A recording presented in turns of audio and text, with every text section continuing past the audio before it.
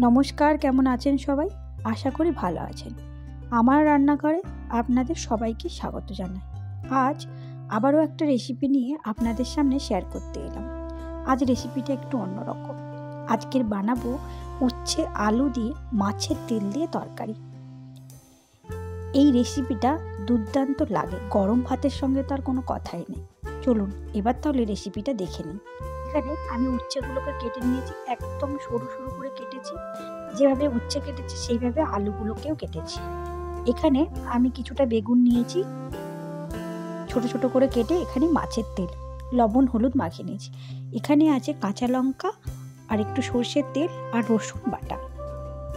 এরপর একটা কড়াতে সর্ষের তেল দিয়ে দিলাম, দিয়ে প্রথমে আমি সবজিগুলোকে ভেজে নেব।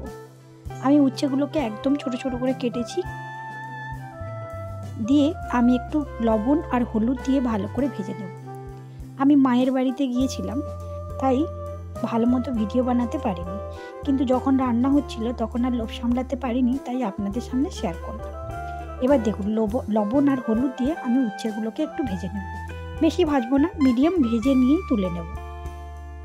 এই দেখুন মোটামুটি ভাজা হয়ে গেছে, এবার তুলে নিলাম।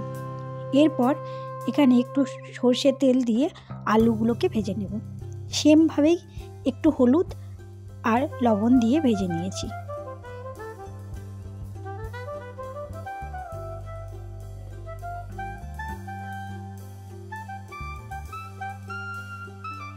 এরপরে এই আলুগুলোকে তুলে নেব। এরপর আবারও একটু সর্ষের তেল দিয়ে বেগুনগুলোকে ভেজে নেব। এবার দেখুন তেল দিয়ে দিলাম, দিয়ে বেগুনগুলোকে ভেজে নিলাম সেম হলুদ আর একটু লবণ দিয়ে। এরপরে মাছের তেলটাকে আমি ভেজে নেব। মাছের তেলটা কিন্তু অবশ্যই আপনি একদম লাস্টে ভাজবেন। আমি মাছের তেলটাকে ভেজে নিয়েছি, দেখবেন কতটা তেল বের হয়। যেহেতু বড় মাছ ছিল, তাই মাছের তেলটাও খুব ভালো ছিল এবং মাছটাও ভালো ছিল। এখানে আপনি মাছের মাথাও দিতে পারেন, তবে আমি আজকে তেল দিয়ে করেছি। দেখুন যেহেতু মাছটা বড় ছিল, যতটা তেল দিয়েছিলাম তার থেকে কিন্তু তেলটা ভাজার পরে অনেক তেল হয়ে গেছে। এরপর ওই তেলের উপরে একটু পাঁচফোড়ন আর দুটো শুকনো লঙ্কা ফোড়নে দিলাম। সুন্দর একটা গন্ধ বেরোলে এরপর দিয়ে দেবো দুটো কাঁচা লঙ্কা ফোড়ন। আমি কিন্তু শুকনো লঙ্কাও ফোড়ন দিই, কাঁচা লঙ্কা ফোড়ন দিই। আজকের কিন্তু রান্নাটা আমি করিনি, আজকের আমার দিদি করেছে। এরপরে রসুন বাটা আর কাঁচা লঙ্কা যে পেস্টটা ছিল সেটা দিয়ে দিলাম, দিয়ে ভালো মতো কষিয়ে নিয়েছি। এরপর ওই তেলের উপরে একটা হাফ মতো টমেটো নিয়েছিলাম, দিয়ে ভালো করে কষিয়ে নেব।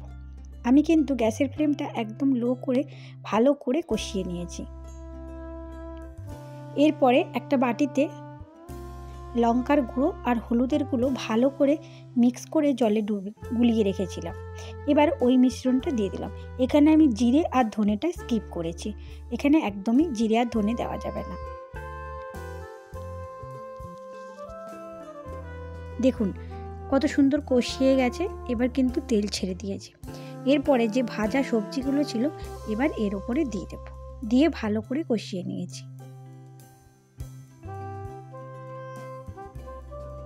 এই সময় কিন্তু গ্যাসের ফ্লেমটা একদম লো ছিল। আমি এইভাবে অনেকক্ষণ কষিয়ে নিয়েছি, ঢাকা দিয়েও কষিয়ে নিয়েছি। কিছুটা সময় কষানোর পরে এরপর আমি দিয়ে দেব মাছের তেলটা, দিয়ে আবারও ভালো মতো করে কষিয়ে নিয়েছি। দেখুন এখনই কিন্তু কালার চলে এসছে। আমি আবারও একটু ঢাকা দিয়ে ভালো করে কষিয়ে নেব।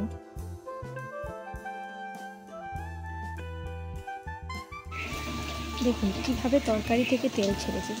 এই রান্নাটা প্রচুর পরিমাণে তেল লাগে এবং অতটাও স্বাস্থ্যকর নয়, আমি আগে থেকেই বলে দেবো, কিন্তু খেতে খুব দুর্দান্ত লাগে। আপনারা কিন্তু অবশ্যই ট্রাই করে আমাকে কমেন্ট করে জানাবেন। দেখুন দেখতে কত সুন্দর হয়েছে, সাইড দিয়ে একদম তেল বেরিয়ে গেছে। খেতে কিন্তু দারুণ লাগে, গরম ভাতে তো আর কোনো কথাই নয়। আমার এই রেসিপিটা আপনাদের যদি ভালো লেগে থাকে তাহলে নিজেরা বানিয়ে অবশ্যই কমেন্ট করে আমাকে জানাবেন কেমন হয়েছে। আর যদি ভালো লেগে থাকে একটা লাইক দেবেন, খুব ভালো লেগে থাকলে বন্ধু আর ফ্যামিলির সঙ্গে শেয়ার করবেন। আর আমার পরবর্তী ভিডিও যদি দেখতে চান তাহলে সাবস্ক্রাইব করে পাশে থাকবেন।